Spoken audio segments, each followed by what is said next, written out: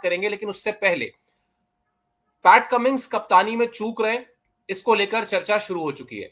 और चर्चा अब इस बात को लेकर भी शुरू हो चुकी है कि उसी ड्रेसिंग रूम में स्टीव स्मिथ जैसा एक बहुत अनुभवी, बहुत कमाल का खिलाड़ी मौजूद है। किन्हीं कारणों से उनकी कप्तानी गई थी, ये हम और आप जानते हैं, उसको जिक्र भी कर लेंगे आगे।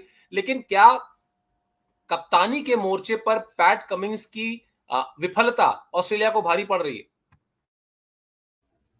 बिल्कुल। और वर्ल्ड कप का प्रेशर अलग ही होता है। आप वो टेस्ट में आए, टेस्ट की कैप्टनसी की, वहां तक वो ठीक था, लेकिन अचानक से फिर वो वनडे की कप्तानी करना, और वनडे फॉर्मेट पूरा चेंज हो जाता है। और खासकर इंडिया में आकर एक बॉलर, वो एक बॉलर है, उनको बहुत चीजें समझनी होगी।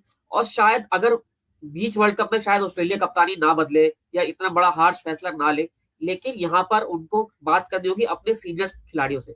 वो खुद जाएं, कप्तान है, खुद जाएं उन खिलाड़ियों के पास, डेविड वार्नर से बात करें, उनके पास इंडिया में खेलने का इतना अच्छा अनुभव है। स्टीव स्मिथ से बात करें, मिचेल स्टार्क से बात करें, वो कहें कि यार हम कैसे कर सकते हैं।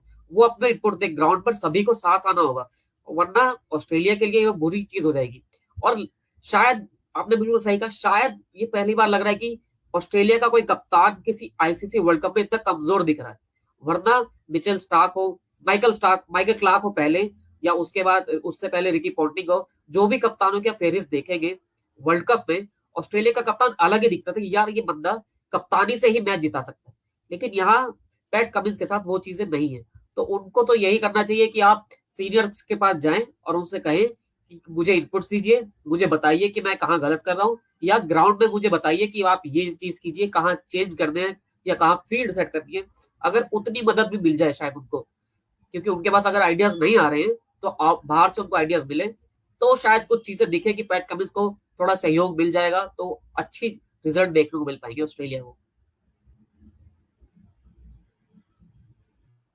बिल्कुल। और अभी जब कुछ दिन पहले आपको याद होगा मोहित, जब इंडिया और ऑस्ट्रेलिया के बीच टेस्ट सीरीज चल रही थी, उस वक्त पैट कमिंस को बीच में जाना पड़ा था व्यक्तिगत वजहों से, जब उनकी मदर की तबीयत खराब हुई। और निश्चित तौर पर वो एक ऐसा वक्त होता है जब आप चाहते हैं कि आपका परिवार आपके पास रहे, और हर कोई उस वक्त रहना चाहता है।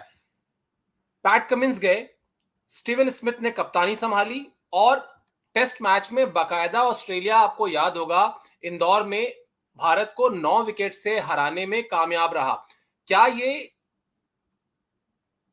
डेटा, क्या ये आंकड़ा, क्या ये मैच उस वक्त ऑस्ट्रेलिया के लिए एक तरीके से अलार्मिंग साइन था? क्या ऑस्ट्रेलिया ने को उस वक्त समझना चाहिए था कि हाँ, हमारे पास जब स्टीवन स्मिथ है तो हम क्यों ना उनका बेहतर इस्तेमाल करें? और उन्होंने साबित किया। जैसा मैंने बताया कि पहले टेस्ट मैचेस ऑस्ट्रेलिया हार रही थी, उसके बाद पैट कमिंस गए, स्टीव स्मिथ ने टीम को एकजुट किया।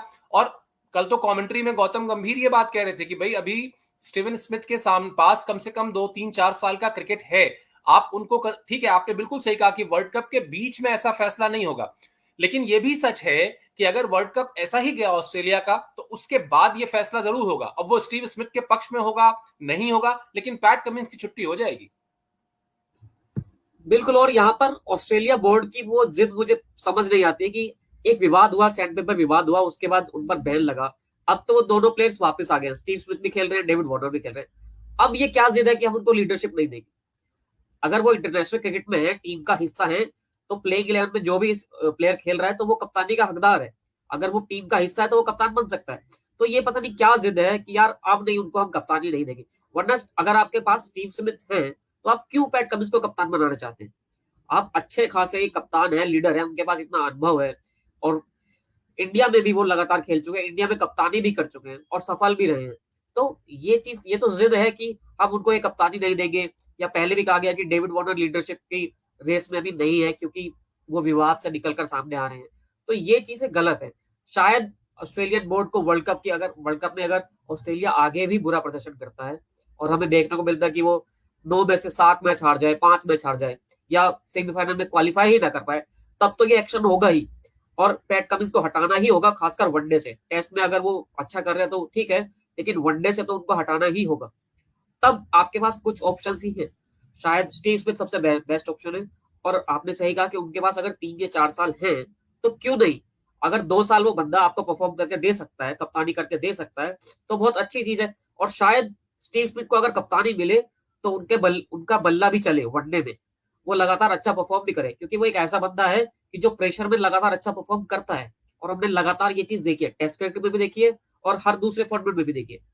तो मैं तो चाहूंगा कि स्टीव स्मिथ कप्तानी करे। डेविड वार्नर को अगर वो तो चलिए वर्ल्ड कप के बाद विदा ही ले लेंगे, लेकिन स्टीव स्मिथ को कप्तानी देना बहुत जरूरी है अभी के हिसाब से, जिस तरह से ऑस्ट्रेलिया टीम जा रही है। ना सिर्फ वर्ल्ड कप, पिछले 5-6 मैचेस जो उसके गए हैं, शायद एक ही जीत मिली है, वो भी इंडिया के अगेंस्ट आखिरी मैच में जो एक जीत मिली थी, वरना वो लगातार हार ही रही है। बिल्कुल, उससे पहले वो 2 मैच उन्होंने साउथ अफ्रीका को हराया था, लेकिन फिर वो 3 मैच लगातार हार गए, 5 मैच की जो सीरीज थी।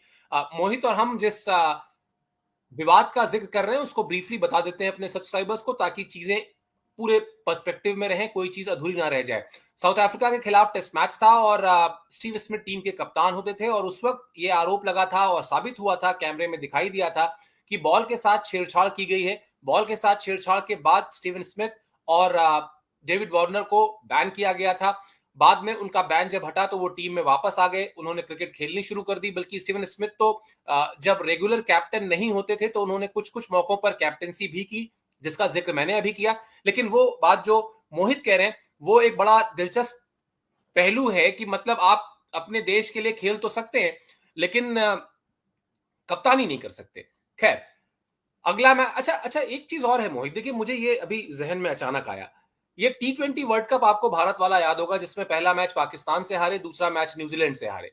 ये जो बैक टू बैक 2 मुश्किल मैच पड़ जाते हैं ना किसी भी टीम के लिए, मतलब आप पहले मैच के हार के सदमे से या हार के उससे दौर से निकले ही नहीं कि आपके सामने दूसरी बड़ी टीम पड़ जाती है। और जब आप 2 मैच बैक टू बैक हार जाते हैं और इस तरह के टूर्नामेंट में, चाहे फिर आप उसमें आईपीएल भी देख लीजिए, तो फिर आपको फिर थोड़ा सा बैकफुट पे आप होते हैं।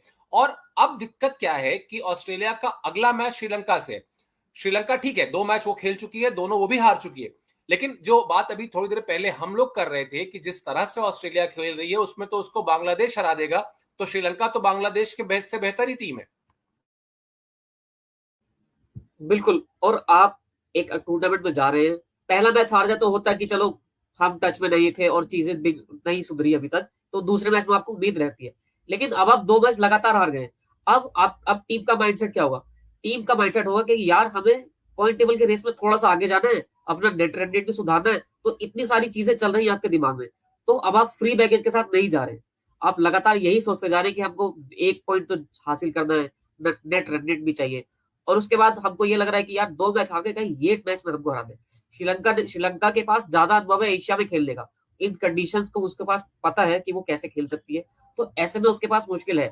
और ऑस्ट्रेलिया को अब बचने की कोई उम्मीद है नहीं ऑस्ट्रेलिया के पास, क्योंकि एक के बाद एक मैच लगातार ऐसे आते जाएंगे जहां पर उसका सामना अच्छी टीमों से होगा। उसके बाद न्यूजीलैंड आएगी, पाकिस्तान आएगी, हर टीम शायद ऐसा लग रहा है अभी के वक्त में ऑस्ट्रेलिया से ज्यादा मजबूत है।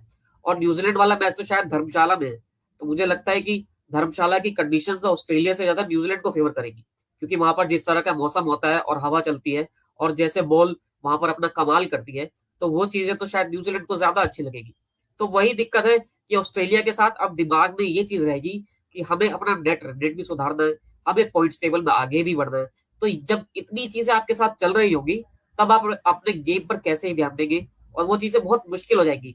अब भी ऑस्ट्रेलिया अगर नहीं अपनी हालत नहीं सुधार पाती है, तो आगे जाकर तो ये लग रहा है कि हमको जल्दी खबर मिल जाएगी कि ऑस्ट्रेलिया वर्ल्ड कप से बाहर भी हो गई।